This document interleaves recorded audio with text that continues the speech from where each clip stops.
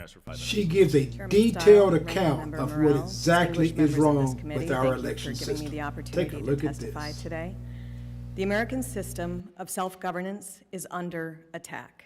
Instead of an election day where everyone votes at the same time and with the same full set of information, votes are counted quickly, and everyone promptly knows and trusts the outcome, we now have lengthy election seasons that can last months prior to and even after Election Day.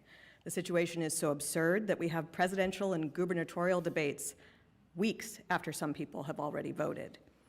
Instead of having total security and a verifiable chain of custody for ballots being issued, cast, and counted, we flood addresses across the country with tens of millions of unsupervised mail-in ballots months ahead of elections, frequently to locations from which voters, if they're even alive, have long since moved.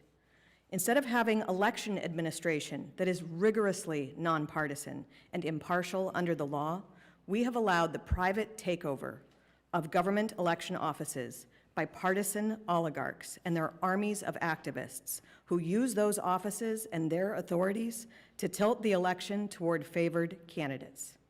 Instead of voters being able to vote for the candidate of their choice, powerful interests backed by wealthy oligarchs are working to remove the most popular candidate and the ruling party's chief opponent from the ballot in a move reminiscent of Soviet Russia.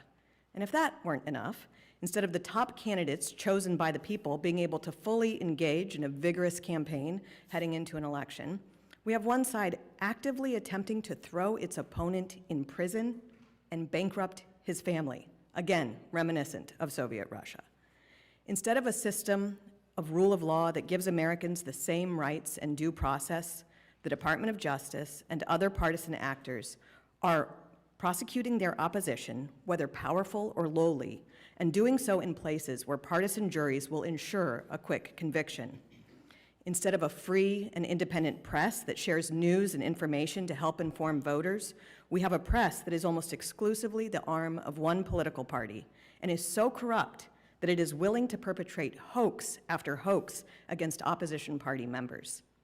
Instead of a vibrant public square where Americans can debate issues and express their strongly held views, we have an elaborate censorship industrial complex where the government works hand in hand with tech oligarchs to suppress and blacklist debate on all the important issues that contribute to election outcomes. This is something I know firsthand because our government worked with tech companies to censor me for my election reporting. Allowing just one of these attacks to infect our electoral system would be a crisis. Allowing all of them at the same time is an existential threat to our system of self-government. In my best-selling book on how election administration has been co-opted by groups seeking political power, I reported on a new phenomenon in the 2020 election that has already severely eroded trust and needs to be addressed decisively.